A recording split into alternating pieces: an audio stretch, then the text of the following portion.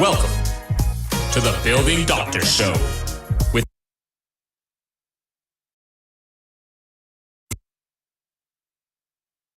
Jens Johansson.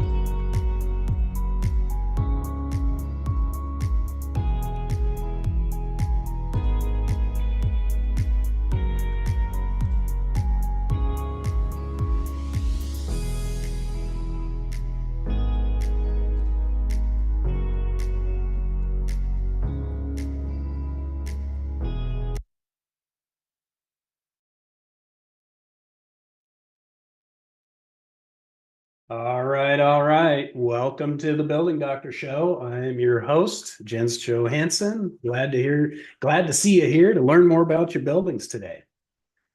And there we go.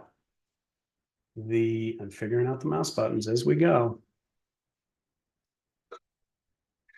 Okay, today we're going to be talking about the hidden nuggets in your CC&Rs and rules, and I promise it's going to be interesting. We're going to look at an actual set of rules today and see how fun, crazy this association will be to live in. Hint, they can take your dog. They can make you clean your unit.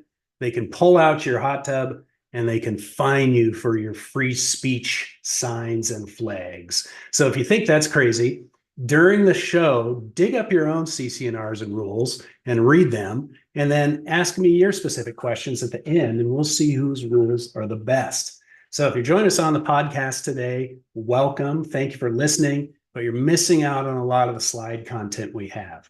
If you'd like to watch the show for the full experience, visit our website, j2consultants.com, and register for the Building Doctor Show. Attend live via Zoom and submit your questions. And we're also happy to announce that the Building Doctor Show is now live on YouTube as well. You can also put your questions and comments in the chat there, and we'll get them answered for you, hopefully during the show. If not, we'll chat back to you. So today we're talking about decoding and discovering your condo docs, what's really in your CC&Rs and HOA rules. And specifically, if you are a first-time condo buyer or HOA, townhome buyer, or you know anyone around you that is in this journey, this show is made for you. I'm going to guide you through the essential questions and considerations to ensure you're well prepared and even excited to live in this condo world. So again, for those of you attending live, you'll get your chance to ask your questions free of charge. Put them into the Q&A, and our producers, Brooke and Carolyn, will get those sorted, and we'll answer those at the end. If you have, let's see. Yeah, and that'll be doing it. So we'll have our raffle giveaway at the end. So stick around for that to win some cool stuff. So we have some minor technical corrections happening here. There we go. Now, hey, That's what producers do, right? So thank you, Carolyn. Okay, let's jump into this. So today's agenda, we're talking about pre-purchase due diligence, and we're going to break this down into 4 easy steps.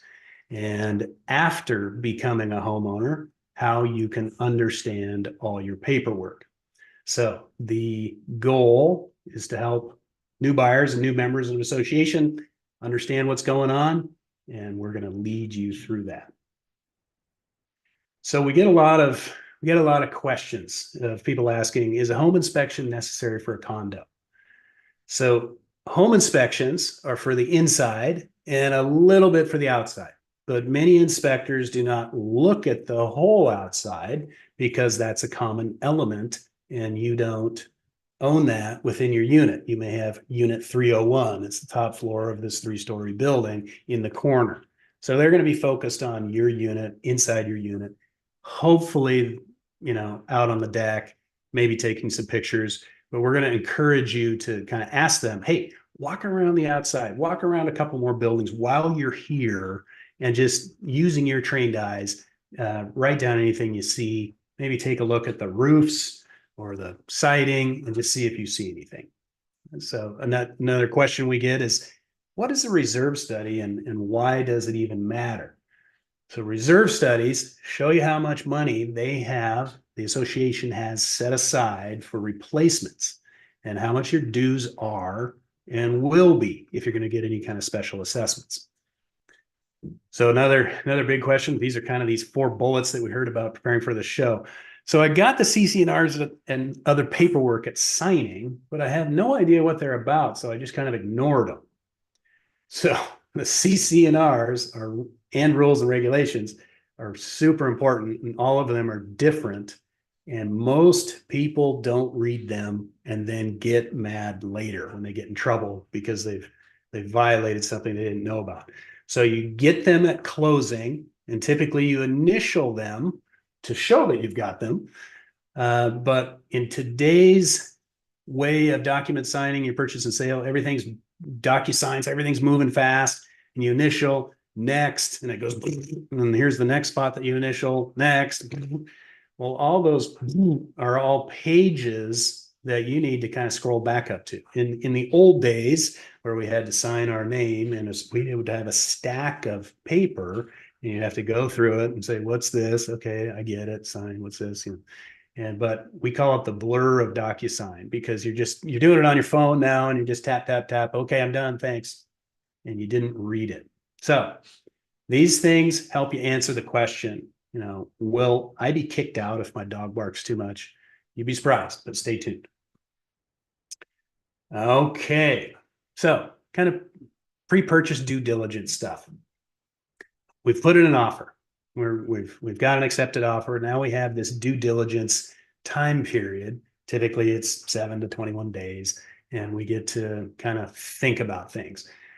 But while you're on site, excited about your 301 and building, 3 of 25 buildings, drive around the complex. So it's not just your unit. So remember, in community life or in homeowner association life, sometimes you may not even live in that building, but you're paying for that building's roof or something like that. So you're kind of all in it together. And even though your roof doesn't leak, you might be paying for that person's roof. So drive around and check. So we have a few pictures here. The top right has some random 2x4. It looks like it's holding up a deck. We call that shoring. We call that kind of cheap, ridiculous shoring. But why do I have random 2x4s holding up decks? Can the decks not hold themselves? This is weird. So then you go down to the lower right-hand side and you see a staircase that has some cracks in it. Maybe it has a pen or something that's stuck into the mush. It's another thing. You can walk around with your own pen and kind of poke things. But we have this pretty elaborately designed at an angle with brackets. It looks like some kind of 2x4 brace. But why is that there? What does somebody else know that I don't know that I'm noticing this on other buildings? or the real telltale sign of why is there a perfect little square around these windows? We call those inspection test cuts. And so that's an obvious indication that somebody's cut through the stucco here. They've put a piece of painted plywood and sealed it up temporarily. What's going on? That's an indication that somebody like J2 is out there digging around and looking, and maybe maybe we've been hired to find out why these windows leak. So we've cut into the cladding. So drive around, look around, kind of make some notes, and then follow up with these things. Hey, why do I notice these perfect little test cuts or these shoring things? And try to get some answers around those. So have your inspector walk around too. And obviously blue tarps, those are a dead giveaway. So why do I have these things going on? That's my site drive around. Another thing to do, come back later at night. If you're considering a certain condo or a certain location, new part of town, come back at 10 p.m. What's it like? Is it a boom party, block party mix going on? How loud is the boulevard out front? Is this excessive lights and things like that would be annoying? So kind of different times of day as well. Next, ask for any kind of documents and reports or meeting minutes. And so what I mean by documents, ask the manager or the seller, hey, everybody should have a copy of the meeting minutes. Can I have the last 12 months of meeting minutes? And can I get a copy of the CC&Rs and rules that I know I'll be given at closing, but I'm in my due diligence time period here? And then can I get a copy of the reserve study? And then we're also looking at the purchase and sale document. It's called Form 17, where it may have pending litigation or claims or notice of defect and things like that in it. That is a part of your document. So we'll get into each one of these. And of course, public offering statement, if it's brand new, it will have those as well. Okay, so what are the CC&Rs? Covenants, conditions, and restrictions. So its purpose, the good thing about it, is to protect and preserve and enhance the property values in the community. So it'll have things like no blue tarps over broken down cars. I don't want my neighbor's driveway to be filled with broken down cars. So that actually protects my investment, right? And so they're a good thing on one hand. On the other hand, they can be intrusive and we can get a little, crazy, and we'll cover some of that stuff. There are a set of rules that govern the different types of real estate in your community. So we have common areas, limited common areas, and basically inside your unit. So common areas are the tennis court, the basketball court, the exterior walkways on the outside of my building, the elevators, things like this. Limited common would be your deck. It's a limited common area because they have to come through your unit to get to your deck, but it's the outside of the building. So, your patio. Somebody could walk across your patio, but it's really, it's really yours. And then, so then different uses and different maintenance guidelines there. And so they really define what you can and can't do with your property. So the reserve study, the purpose of a reserve study is basically setting aside time span or lifespan elements of my roof is supposed to last 25 years. It's 5 years old. I should get 20 more years out of it before I have to replace it. So that's the timeline estimate.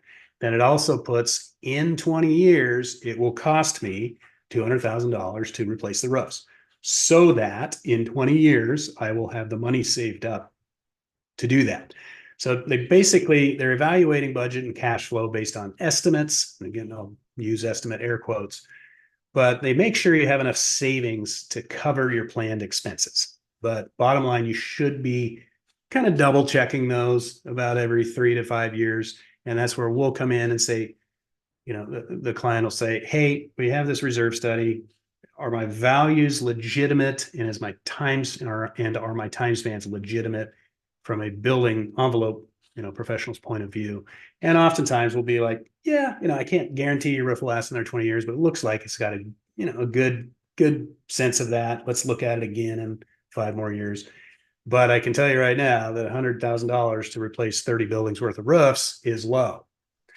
And so you can tighten up those numbers. So they're estimates. We actually have some good PDF documents, the difference between a reserve study and an inspection. Carolyn put those in the chat. We also have a good webinar on it, talking about interviewing a reserve specialist, and we'll get into detail in that. So you can click on those and watch them. Okay, the Form 17. So this is one of the forms in your purchase and sale agreement. So this is kind of the last piece of the due diligence, but we have several slides on this section. But here is the top section in all caps. So you better start paying attention to this if it's a legal document. And so it says, that you are advised, you, the buyer, are advised to obtain and pay for the services of qualified experts to inspect the property, which may include architects, engineers, plumbers, electricians, building inspectors, structural inspectors, etc. And so then you should figure out between the buyer and seller how you want to address things that they find. And so it just starts with, you are entitled, you are actually advised to hire not just a home inspector, but an additional inspection to look at these things. And so we'll get a lot of that question of, I didn't know I could. So many buyers assume they can't hire an expert. So if we look at our real estate market, past 3 or 4 years, 21 to 23 or 24, the real estate market was 23, the real estate market was so hot that if a buyer said, yeah, I've got a great all cash offer here, seller, but I want to have J2 come and inspect the thing. So I don't want anybody inspecting my property. I'll take the next offer. In a hot market, it's hard to do. In today's market, yeah, hey, I want to have some additional inspections done. Now, as the inspector on behalf of the buyer, it may be hard to, hey, can I pull siding off this building to see what's underneath it? Well, it's not even the buyer, my client's building yet. And so there may be some negotiation or discussion about how far you can go as far as investigating, but that's something to work out with the seller and the board and see if you can do this. So that's the first part of the Form 17. These next couple of slides, it's items 1 through 12 or something. We're just going to jump to number 4. It's a structural section. And how these 4 columns work is yes, no, don't know, and NA. So the NA is, has the basement flooded? Well, it doesn't have a basement, so that's an NA. Now, are there any defects in the following? The seller will be like, I don't know. I honestly don't know. I haven't gone looking for them. Or, yeah, we did get this report a couple of years ago that said we needed new windows because they were bad. So they should be checking windows in here somewhere, maybe exterior walls, and siding, saying, yes, there is some defects in that. And then you have to explain it. Say, yeah, see report from this engineer that said we have some issues with our foundation. And so you got a yes, no, don't know. And you kind of go through this. So our comment for buyers is be aware of all don't knows. So some agents will say, just say don't know, so you stay out of trouble. Well, if you do know and you check don't know, then now we have buyer-seller disputes, and those are on the rise nonstop. The seller filled out the form, said no, and they clearly had an email that said they did know, or it was yes. And so anyway, that's something else. A big one that always gets flippers is number C. Have there been any additions or remodeling? Not just additions, but remodeling. We've all seen that flyer, recently remodeled. Okay, great. Were all permits obtained? Oh, permits? We don't need a permit to move that, to put in that soaking tub, to redo your plumbing and shower and electrical. Yes, you do need permits. So you can search permits online in most areas, but you can kind of come back and and say, hey, wait a minute. I appreciate the remodel you did. Did you get permits? So yes, no. And you can see what they did. And if they did it by the book, then great. Okay, so this one, number 6, this talks about HOAs and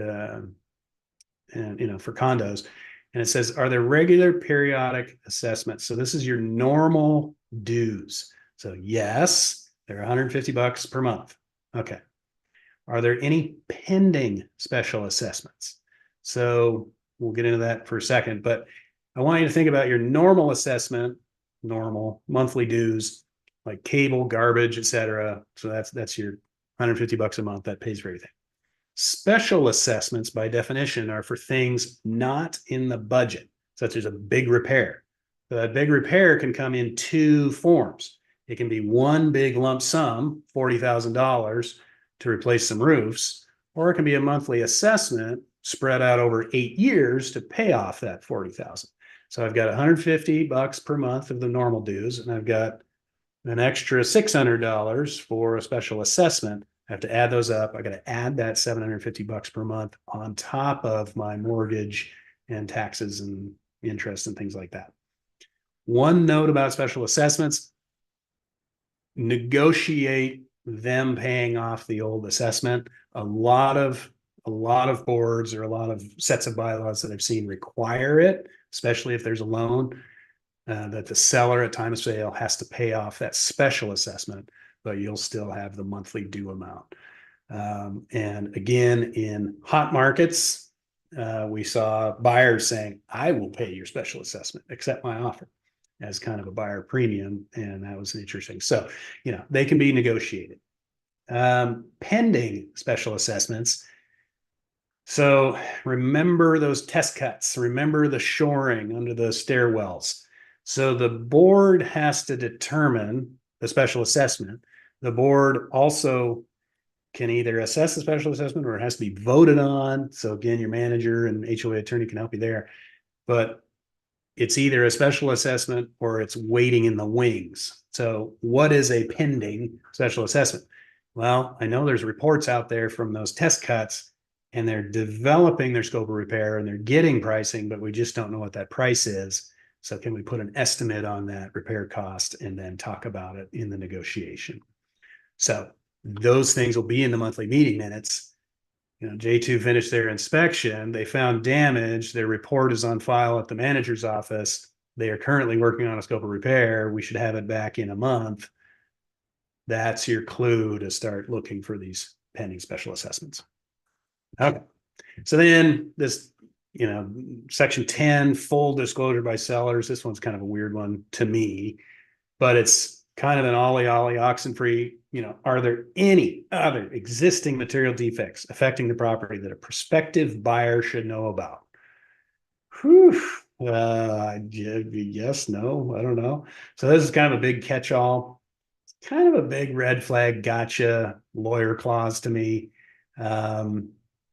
If you said previously that we had siding defects and deck defects, are there any other ones that I'm talking about? No, or that wasn't one of the choices. Maybe that's what it's for. I didn't see, remember we looked for windows and I didn't see it in the list. We know that windows need to be replaced. Here's where I put windows.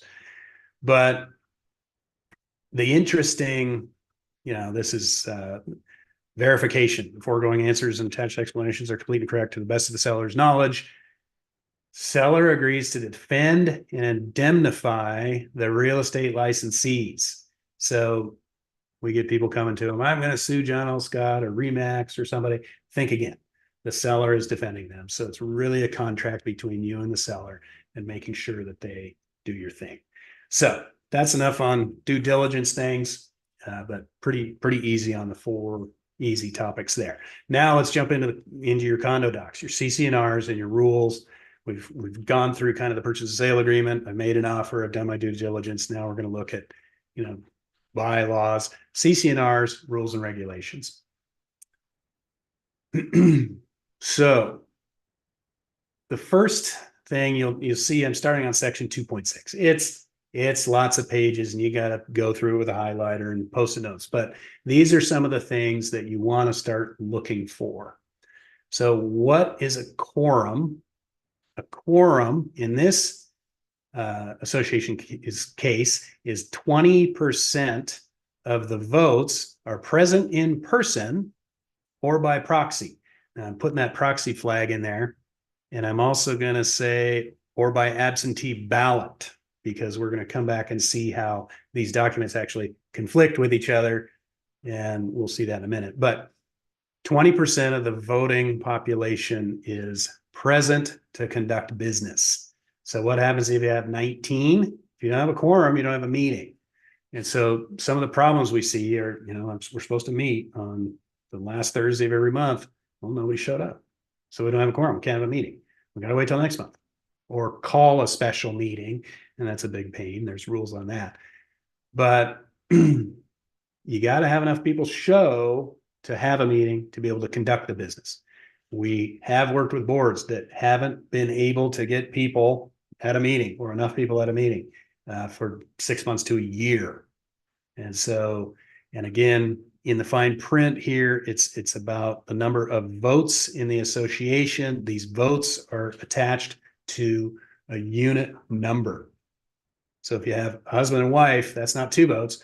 That's 1 vote of unit 301 or so on. And so kind of understand what a quorum is, understand the voting rights, specifically around proxies and absentee ballots, because now we get into board of directors and qualifications. So this is, again, a confusing thing. So a board, a majority of the directors must be unit owners, okay? But a unit owner has to be tied to a unit. And so they'll be disqualified when they cease to have such affiliation with the unit owner or basically selling their unit. So it's a unit owner, not necessarily a resident. So a resident could be a tenant. And a majority of the board. The majority of the board has to be a unit owner, but if you sell, they can't be on the board anymore. So what happened here? We're kind of going around in circles a little bit. But anyway, it's something to be probably cleaned up in the rules. But here's the proxy stuff. So proxy is the ability to vote on someone else's behalf or also absentee ballot. So a board member may not vote by proxy or absentee ballot. Wait a minute. In the previous section, we saw that you could have a quorum if you had proxies or absentee ballots. So we're conflicting here. But anyway, just understand, can we vote by proxy or absentee ballot? Well, a board member can't. And so kind of keep digging through your documents to see, can we vote online? Can we, my husband's gonna be out of town. Well, I'm sorry, we won't have a quorum then. And so that's the nuances there. Sometimes you can hire professional board members, but talk to your attorney. This association has the ability to compensate board members, and we'll get to that. Okay. The difference between open and executive meetings. So what is an open meeting? Open meetings, all unit owners can attend. And so they must be open. And so then it goes on to talk about they can't be incidental meetings or social gatherings. And what that means is secret meetings. Well, a few of the board members went down to the pub and we decided on stuff and you weren't invited. So we, did our vote and we're good. Can't do that. And so they may not use incidental or social gatherings to evade the open meeting requirements. So go to your board meetings. They're open and every unit owner is entitled to go and learn about what's going on. You may fall asleep, but you'll appreciate what your board is doing. Executive session is where we talk about confidential stuff. And so attorney-client privilege stuff, HR stuff, personal items, or things like that aren't meant, it's discussion. It's definitely not voting, but it's discussion to understand what's the attorney-client privilege here. And then we can come back to open session. And so boards typically will do an executive session up front do anything they have to talk about, and then open the doors at 6:30 and the meeting or the unit owners can come in. Or they'll do it at the end and say, we'd like to ask all the unit owners to leave now. We're going to go into executive session. So meeting minutes aren't kept for the executive session. Again, it's a confidential discussion period time. So, okay, so I'm going to go to the meeting. And we'll talk about rules of being at the meeting.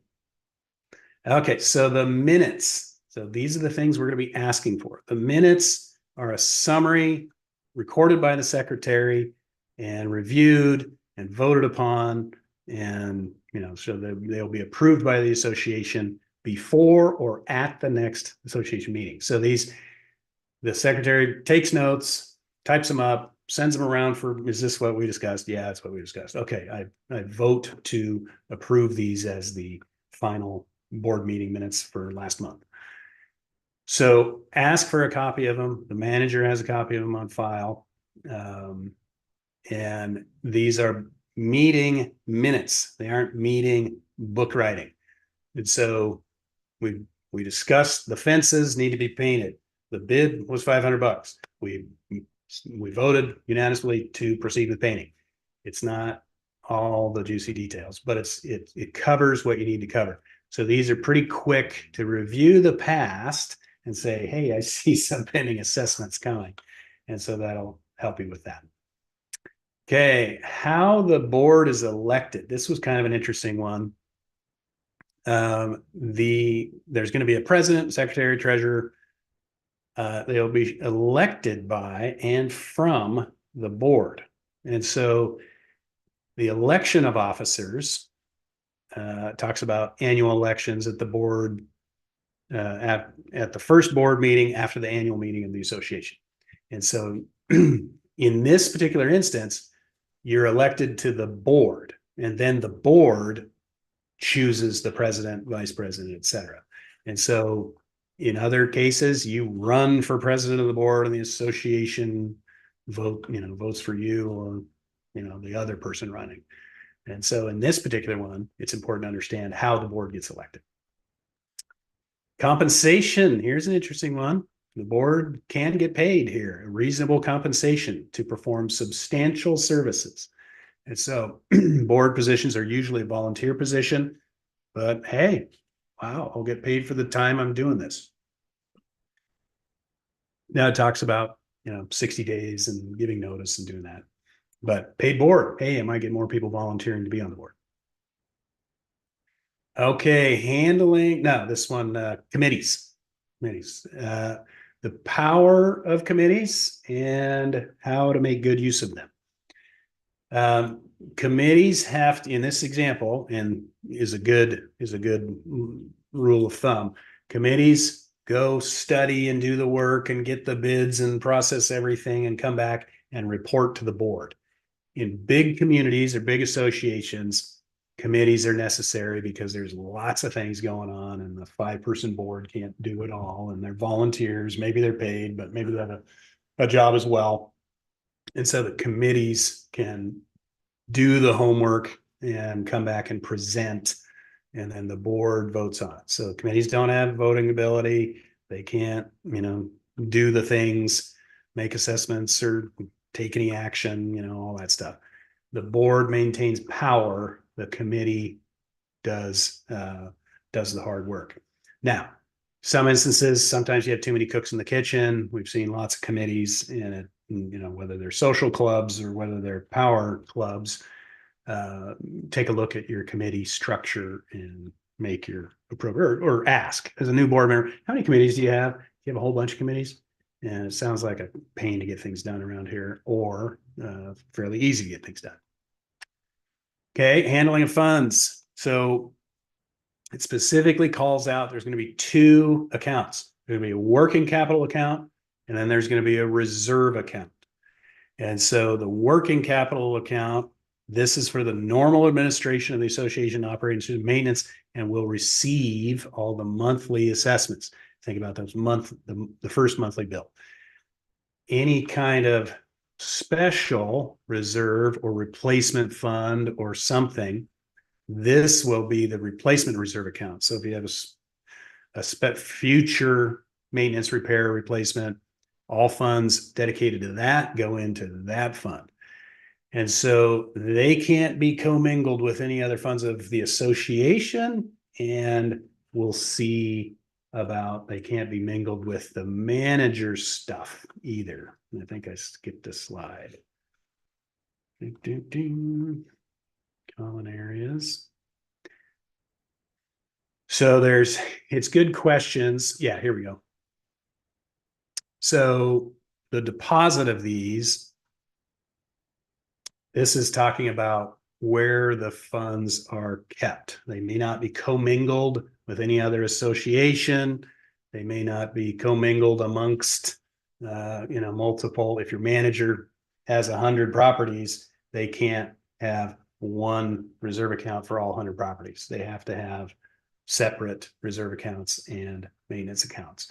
And they need to be in a trust account with the name. So that make sure that you've got an operating account and a reserve account. And so it's a good interview question and management rule for your managers. Trust accounts aren't consumed in a claim or bankruptcy typically. So if ABC Management is managing 100 units and they get sued by Community 99, if they have your funds in a trust account, the lawsuit can't take that trust account as part of that community's claim. But again, talk to your HOA attorney. But it's just kind of make sure we're not just dumping all the money in one bucket. All right. Defining common areas and the obligations to maintain and who has control and responsibility for common areas and not. So think landscaping, pools, pickleball courts, parking lot in the corner. Who mows the lawn in front of my unit? So we're in a townhouse style. Am I responsible for the lawn, running from my party walls to out to the sidewalk? Or does the association mow that whole strip and then it looks uniform and clean? So who washes my deck or windows? Who cleans my gutters? This type of stuff we'll talk about the control and maintenance of the common areas and what is a common area. And so what other things do I have to do on top of my dues or on top of my maintenance? So the maintenance here talks about that. So the association shall have full responsibility for the maintenance, repair, replacement of common areas. And then it gets into all this little stuff. And then it says including party walls. Okay, so party walls in a townhome or in a condo, they're the walls that divide two units. It's a part of the shared parties share that wall. Oftentimes there's plumbing and electrical in there. And so what this says is the board can come into your unit, cut a hole in your living room wall to get to the plumbing and fix it. And then they have to repair everything and come back out. So, how much access does the board have to my unit? And then this one talks about restrictions for the use. So normal, residential units are restricted to residences and for social, recreational, and other reasonable activities. So they say remote home offices are fine, but no employees, no customers, and we're not open to the public.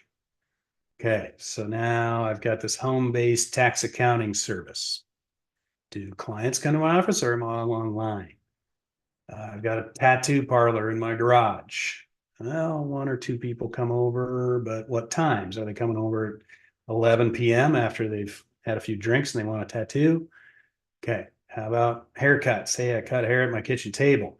What about that Amazon dropship business that a big U-Haul truck pulls up to in front of the parks in the road, has the pallet jacks and wheels into the garage, and hey, this is my home-based business. Well, your delivery truck every day blocks the road. So determination is up to the board and shall be binding on all owners. So here the board can say no tattoo parlor, but yes, you can do massages.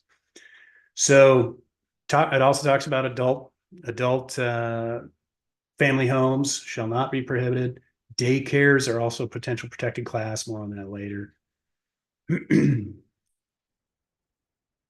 So this one talks about restrictions. So no timeshares, no rentals under 3 months.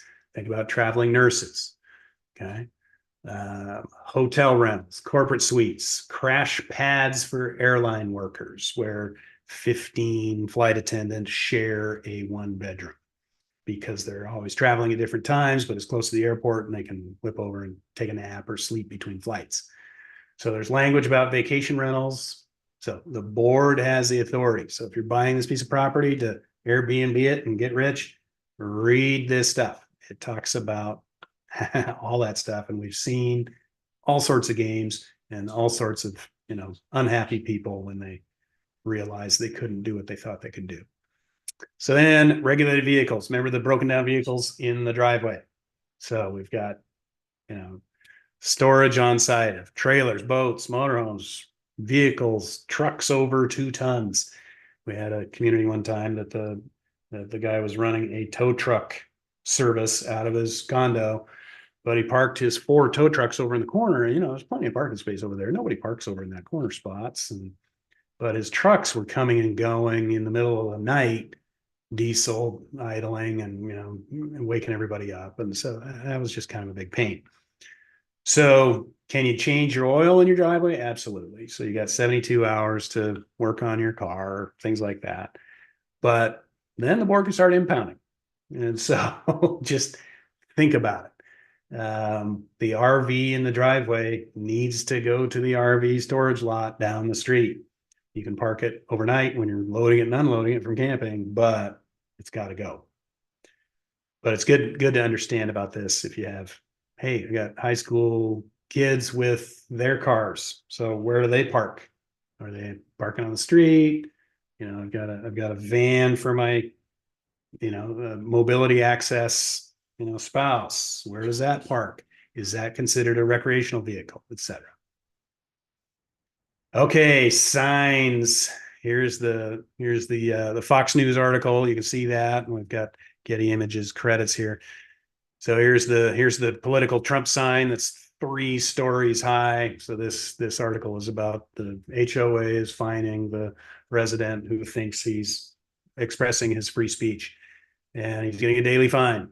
And so this specifically calls out political signs. It calls out flags, United States and state flags. It calls out how you can put them. It gives you 90 days before the election and 10 days after, and no more. But we've all seen the Marine Corps flag. We've all seen the different branches of the military flags. Are these going to be prohibited? So, okay. It's just, we've all seen the news articles about it. So get ready. This one specifically talks about it. Okay. Pets. So calls out pets, talks about leashes, talks about, picking up pet debris, including food, which attracts rats and stuff like that. No livestock, poultry, rabbits, etc. So my dog was barking all the time, so the board asked me to get rid of him. And we'll see later a rule where the board can literally come in your house and take your dog. And so it's like, whew, interesting. But another interesting, any kind of animals that are generally perceived as dangerous. And that's up to the board. So if your Chihuahua is barking away and could technically draw blood on your ankles, that's dangerous. Not to mention a big Rottweiler or a big, German Shepherd or Belgian Malus or however you say that name. So yeah, it used to be breeds. Now it's just generally perceived as dangerous. So something to look at. Intrusive activity. Here's some good ones about noise, vibration, odors. And so of course, traffic, things like that. So we had one claim where a resident was talking, hey, about 11 p.m. till about 3 a.m., my unit's shaking, kind of boom, boom, it sounds like thunder. And every now and then I hear what sounds like gunshots. And I'm looking out my windows, I'm calling the police. It keeps me awake all night. And so we found in the adjacent unit a box, a built-out gaming station that you could climb inside. And this kid's subwoofer was so big that even though he was wearing headphones, it would shake the floor, and the gunshots of whatever game he was playing could be heard through several units away. And so he thought he was just gaming, but he was shaking the entire building. Odors. So bakery. What about the ghost kitchen? So ghost kitchen. These things are, hey, here's my meals for the week, and they look really good. And you pick them up Sunday, and here's meals for next week. Call in your order, and I'll cook them all for you. And what essentially happens is Saturday and Sunday, they're busy cooking 500 orders of whatever. And Saturdays and Sundays, maybe their unit smells like, whatever odor they're cooking. And then you get a whole bunch of 500 cars lining up for this delivery service that is, a homemade meal, but how does that affect things? So then odors, bakeries. If you got a bakery on the first floor, whether it's a coffee shop with a bakery attached to it, or maybe even a pie company. So we've had several examples of, hey, apples and cinnamon smell great, but a commercial dose of apples and cinnamon makes you sick. Parmesan cheese bread is awesome, but Parmesan cheese bread, after it's worked its way through the floor and into the hall, it smells like somebody farted. And so you kind of go, this is backfiring a little bit. I like the bakery downstairs, but I don't like the commercialized odor of Parmesan. And so, or I'm kind of sick of apple pie now. So these types of things are in your rules or in your CC&Rs. Here's the interesting one. The owner must, at the owner's sole expense, maintain, repair, and replace all these things, and they shall keep such items in good repair and in neat, clean, and sanitary condition, in compliance with all applicable laws. That includes building codes and government documentation, government documents. So neat, clean, and sanitary, and inside your unit. I thought I could kind of shut the door and have a sloppy day off, but my second story neighbor can stare down on my kitchen counter and realize I haven't done the dishes for a few days. And then, so now how far can we take this? Well, the board has authority for neat, clean, and sanitary. It's typically meant for hoarders or slumlords, but we've seen it get a little personal. And, the board can come in and make you vacuum your carpet because it's not neat, clean, and sanitary. So be careful. Just read it, highlight it, and go, hey, I got a question here. Are you going to kick my door in because I left some dishes on the counter? So architectural control committees, these are drivers of all sorts of claims. So that is the architectural control, either committee or board, has the right to regulate, and ensure that any new structures and alterations, etc., comply with everything. And so that shed you put in your front yard or backyard, the fence you built, the color of your home, the type of your rockery. Did you cut some trees you weren't supposed to?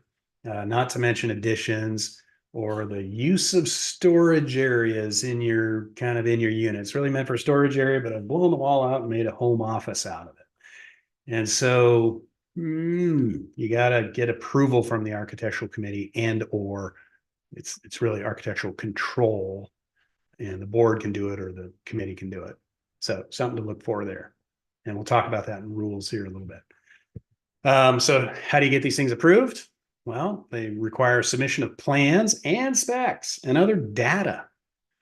The board may require the plans are prepared by a competent professional, and they may establish some format about it. They may require you've obtained all the permits, and just on and on. But the last thing here, the failure of the board to approve a proposal within 30 days after receiving a complete application shall be deemed to constitute the board's approval.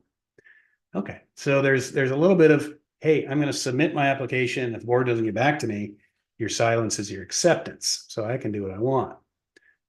And so how do we avoid getting in trouble with this stuff? Bottom line, just get it in writing, use emails, use their form if they have one, talk to the neighbors, talk to the board, talk to the AC committee.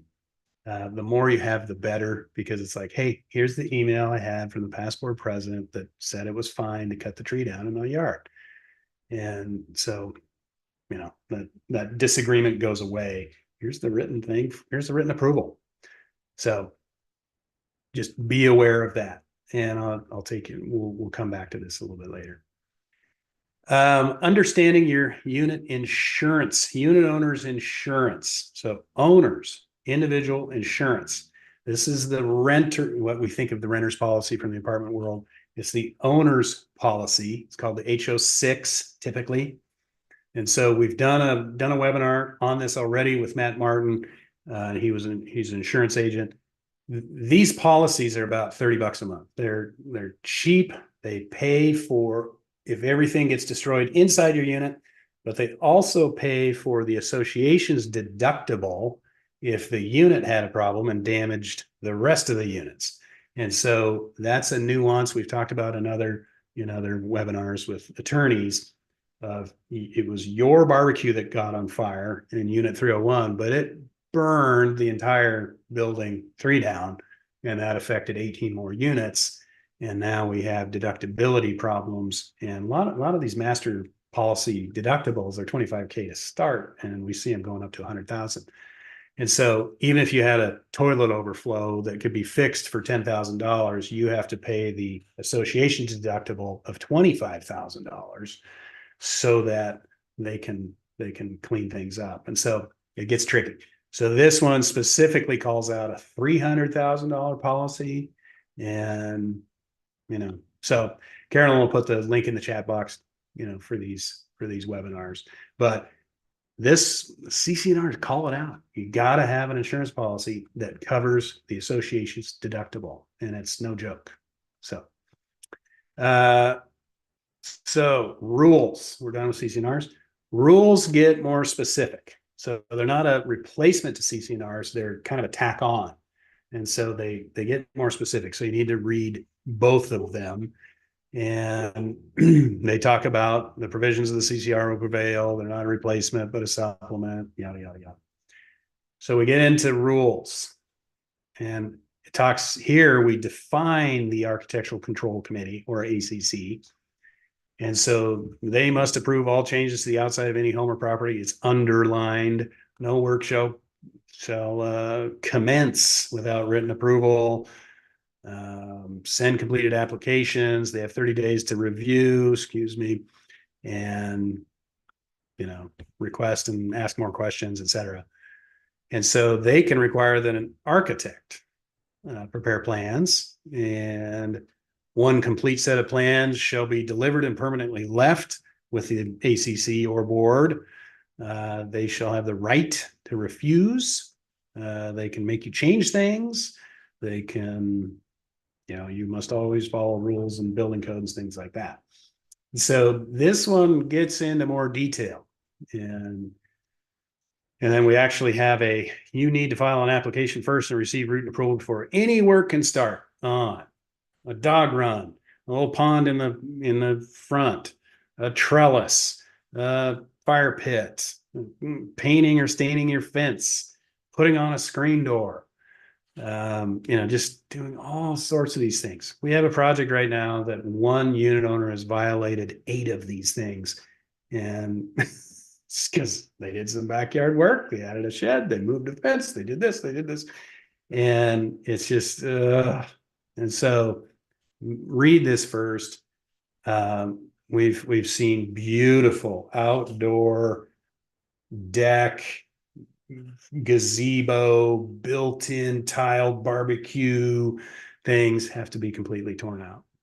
And it's because the ACC is excited about it, and they didn't follow their rules. And wow. So just read it, understand what you can do, ask, get it in writing. And so this is written right in here. Now we talk about home-based they they're permitted. They They should be undetectable from the street by sight, sound, odor, or noise. Marketing material may not be visible from the exterior of your home. So big signs. The business use shall be clearly incidental and secondary. And so, just they're dialing that in. They have to do all the stuff and comply with all the local city things and have the current licenses. The boards will require copies of the licenses. Here we talk about in-home childcare business and, separate active license, all the stuff, and they refer you to a website.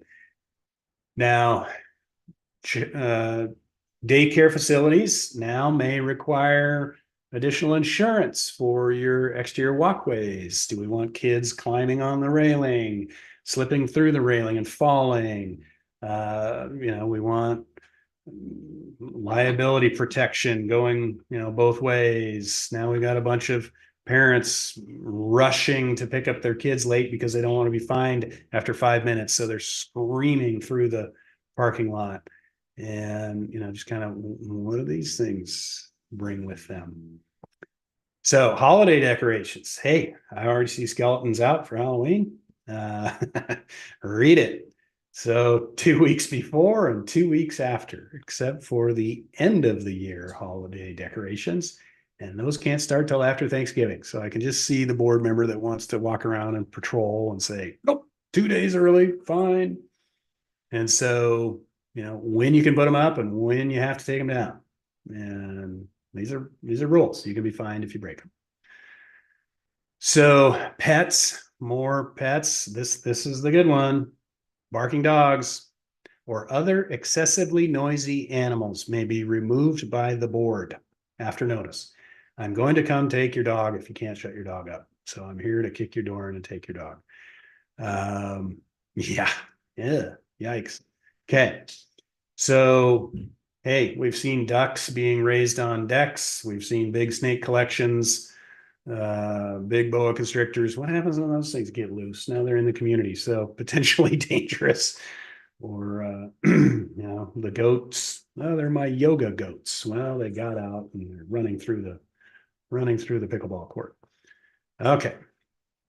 Signs. So we're back to signs. So, political signs, 12 square feet per sign in total area must be removed, 90 days before, 10 days after. See how they follow the CC&R, but these rules really get into digging in a little bit here. This one, one professionally created sign of not more than 1 square foot displaying the owner's name, and this must be the lot for sale and signs used, these kind of things. But it's professionally created. So you can't have homemade signs, I buy houses, or, daycare here. And then bottom, signs beyond this list should get board approval. So board authority. Hey, the powers of the board just naturally are, they can fine, they can fix the work, they can order a stop work, they can assess a penalty, they can file liens, and ultimately they can foreclose on your unit. And so here's, this specifically talks about what the boards can do. So read what they can do. They can tell your contractor to go home. They can stop work. They can do all these things.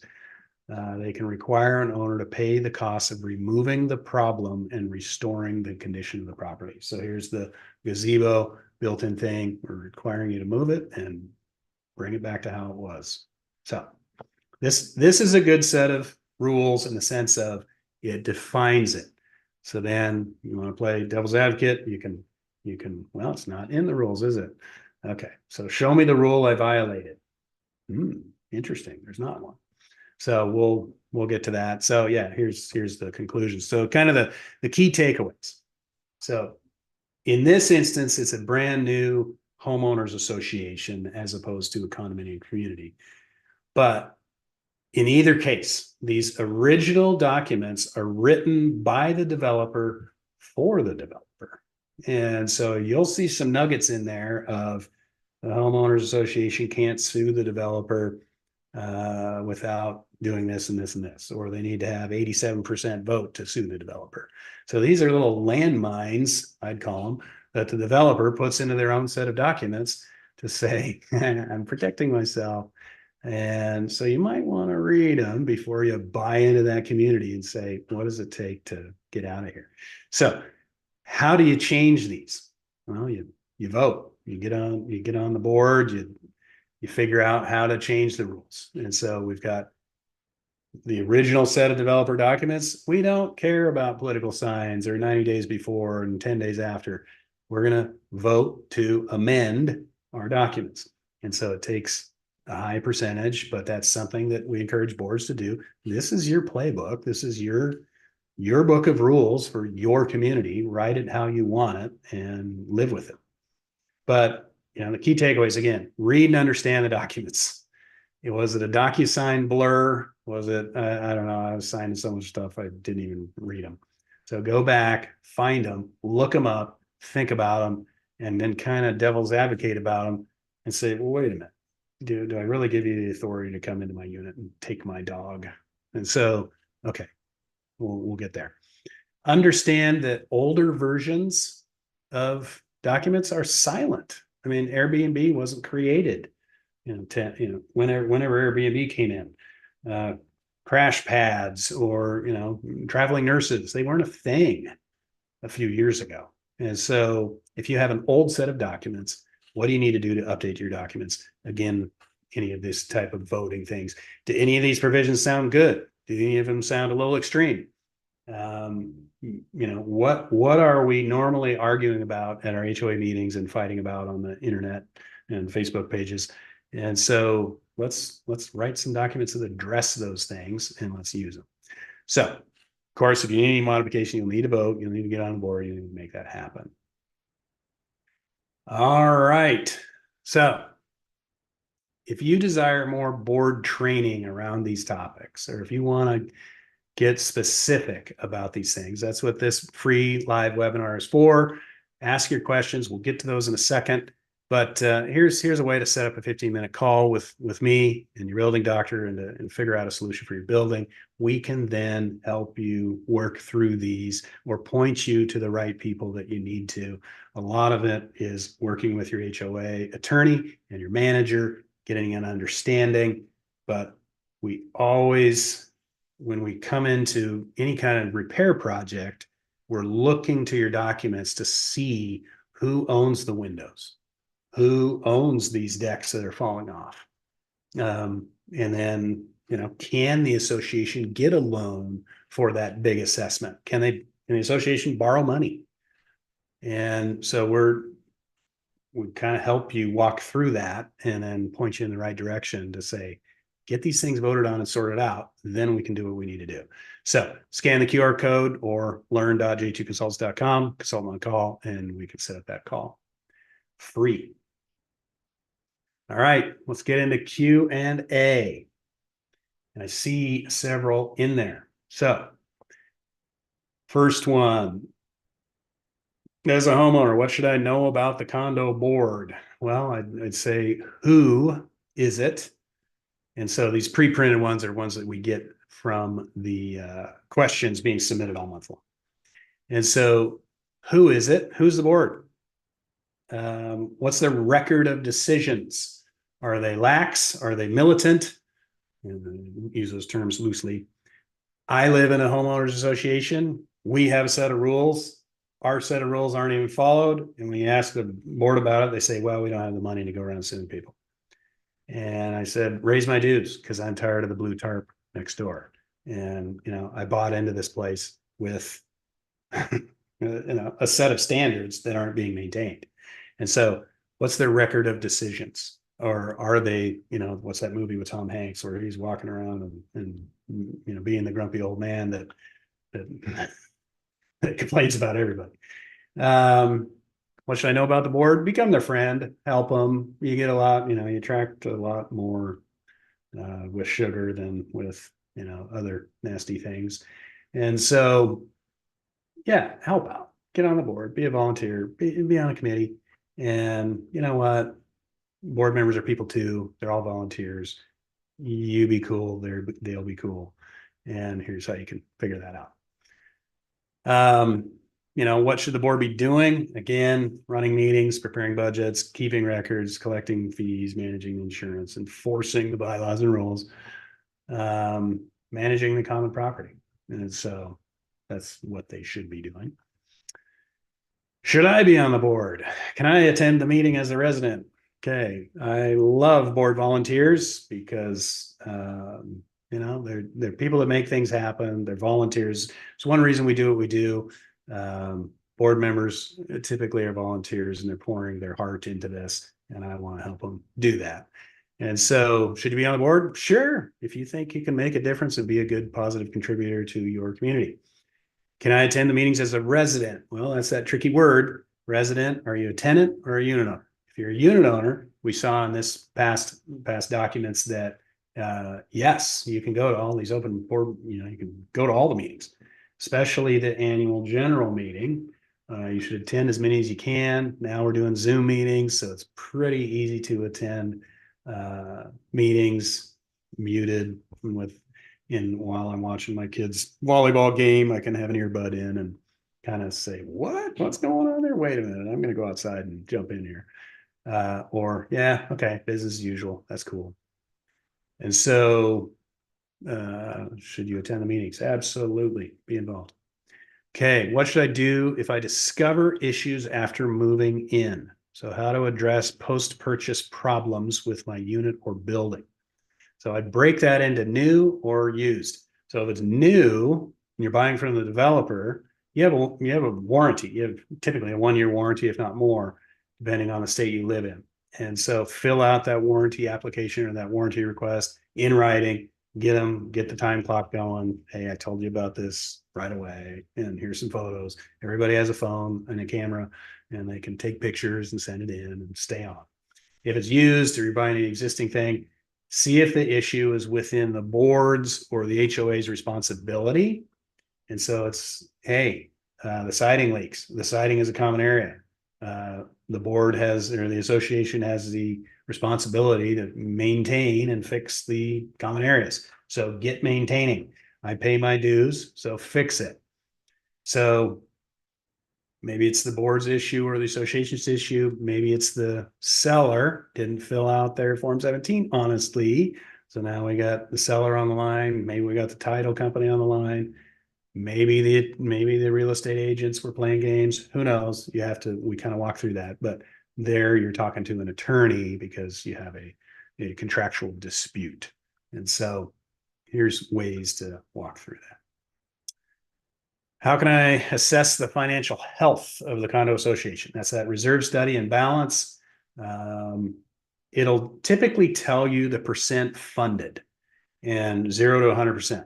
And so well-funded is usually 70% or more. And so we'll see a lot of associations that are 20% funded.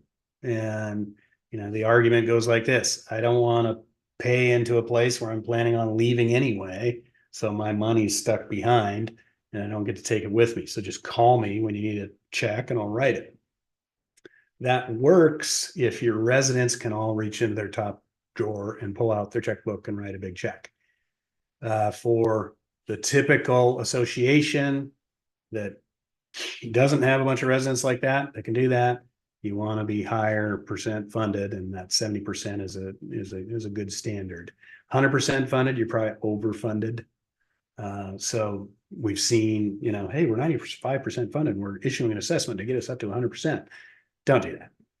But talk to your reserve specialist. They can walk you through some of that stuff. And another thing is you'll see in their little graph how much work needs to be done in the next 5 years. If it's kind of one of these peaks and valleys and we're in kind of a plateau and we're probably fine. Why don't you just raise the dues $50 a month for the next 5 years, and that'll get us up there automatically. And so that's another topic. All right. And then to the Q&As, to the questions here. First question: what are the potential long-term consequences if there was a remodel and they did not get permits? Here's one of them. in a past life, I spent some time in the insurance restoration market, where the building would burn or flood or whatever.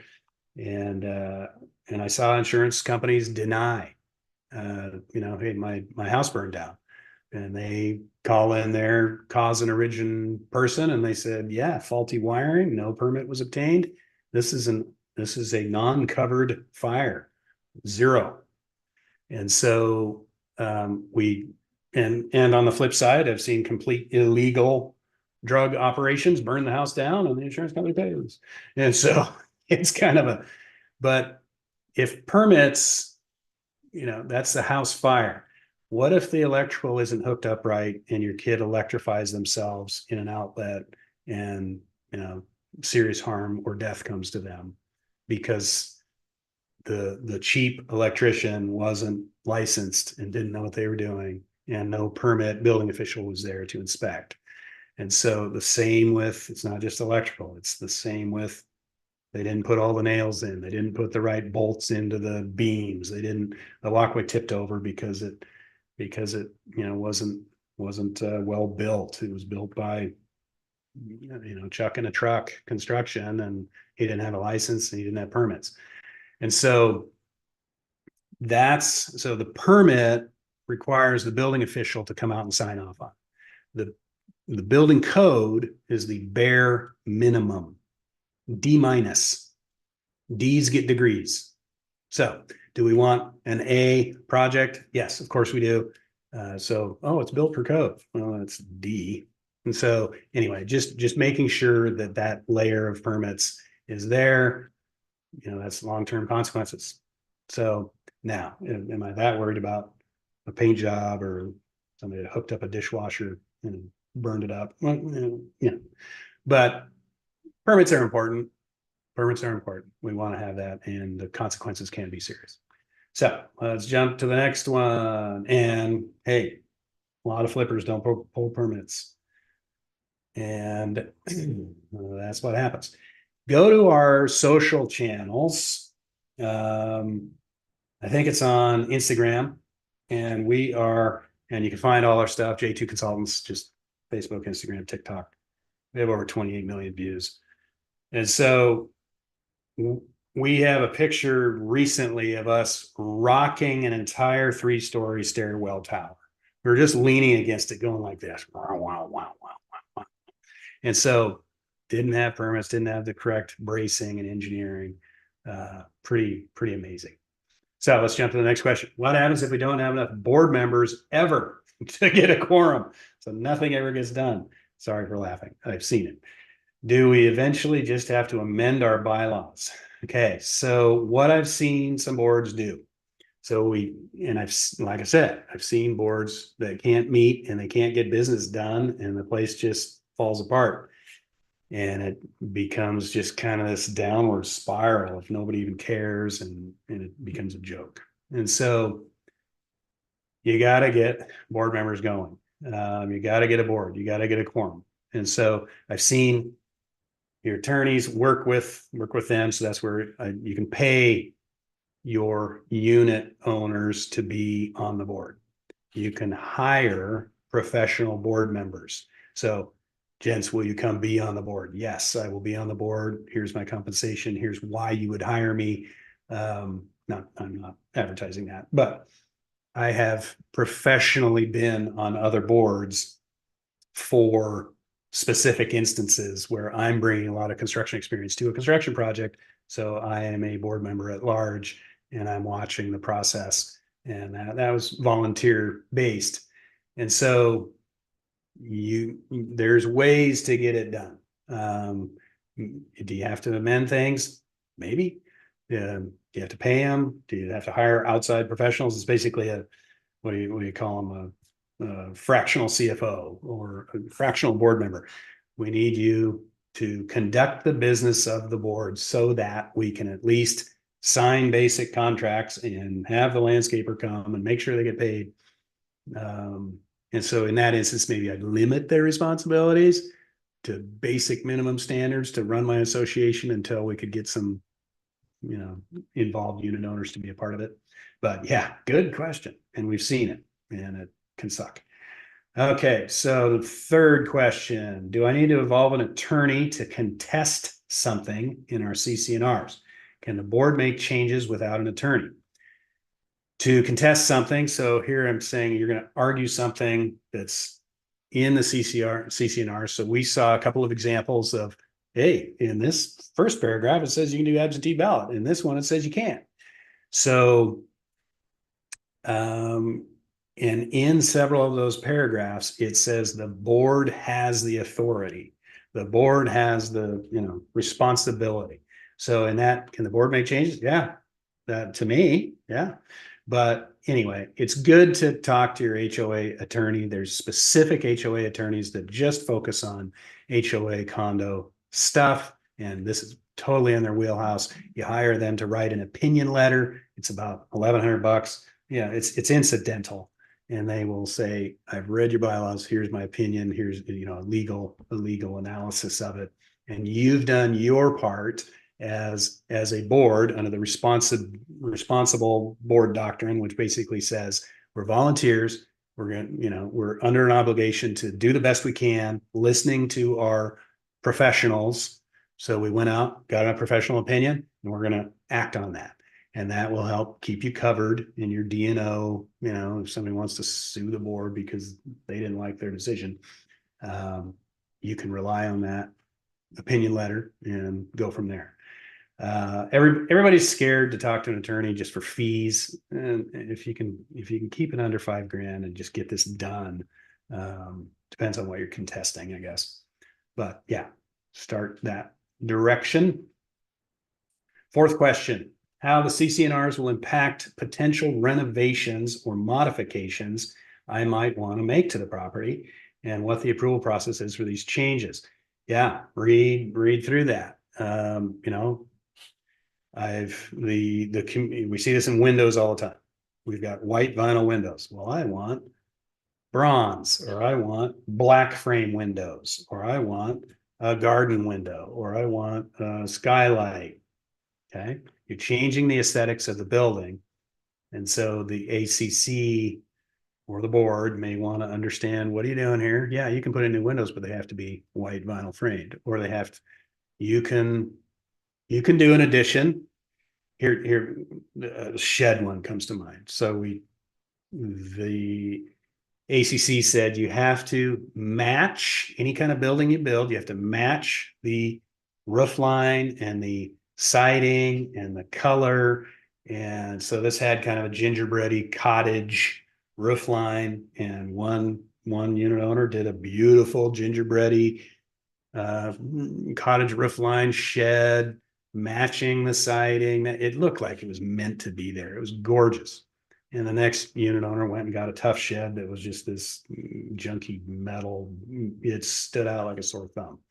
And so the first owner, hey, went to some extra time and effort to make it match and make it look cool. And it just looked really professional. The other guy just ordered off Amazon or Costco or something like that. So matching these things, you want to make to the property and the approval process for these changes. So it's, just read, ask. I don't see that we have an ACC provision. I would like to build a shed. Does the board have any requirements for my shed building that I can understand before I do this? And here's the type of shed, the Amazon clip. Here's the type of shed I'd like to do. Can I do this? And then hopefully there's a 30-day, silence indicates their acceptance. If not, it's just, hey, I'm waiting on your decision. It's been 2 weeks. Hey, I'm waiting on your decision. It's been 4 weeks. Can I get an answer on this? And then you can kind of say, look, if I don't get an answer from you in 3 weeks, I'm going to go ahead and do this. I assume that it's okay. So that string of emails, maybe, coming to the next board meeting, I've got a new piece of business. I'd like to build a shed. I see 2 or 3 other unit owners with the same type of shed. Can I do this? And then, as we discussed at the board meeting, you said I could build the shed. Correct? Correct. So it's just documenting that. Okay, let's see. Last question, and we're on question 5 of 5. So if you got any other ones, get them in there quick. Okay, so do noise violations that come through the walls and ceilings cover crying children at all times of the day and night? Yeah. So we could go back to that language. And so it talks about reasonable, it talks about residential use, it talks about, so, I would expect to hear somebody coughing, or if I were to hear noise, I would hear them sneeze, or I'd hear the baby crying, or I'd hear, maybe some yelling because it's a residential use thing. Now, if it's something not related to that, but your question is crying children all times day and night. Yeah, I've raised 3 kids. They do cry sometimes, but you, I guess, start talking to hey, your kid's crying all night for the last 3 weeks, or keeping me up. And then see if you can escalate your way through that in a neighborly fashion and see. But if they just have screaming kids with no adult supervision, that's another piece. We have unsupervised kids that may get into dangerous situations or trouble and safety issues because they're not being monitored. So yeah, yeah. Read your CC&Rs and rules and see what happens. So that answers the questions. All right, great questions. This, I was wondering if this would be a boring show, but it's actually pretty interesting. I got a kick out of it, at least preparing for it. Okay, so we got giveaways. We're gonna do a little drawing. Here's some pictures of this stuff. We've got the stress ball. So you're going to squeeze that ball because we know this stuff is stressed. You can make some coffee so you can make it through your bylaws. We've got some pens in there so you can underline things. Got a power bank and some J2 aviators to really look cool when you're walking down the street complaining about somebody's blue tarp. So, all right, we are going to pick number 5. Number 5 is the winner. So how these get picked out is Brooke and Carolyn have a list of how you signed in. They see number 5, you're number 5. And so they will contact you and get your address to send this out to you. So thank you for that. Number 5. Okay, so we have free training for boards and managers on the website. Click here to use the QR code if you don't want to type, or type in learn.j2consults.com/resources, and over 300 YouTube videos. And that gets into this slide. You can follow us anywhere. We're on YouTube, we're on Apple Podcast or whatever it's called. We're all over the place. Spotify,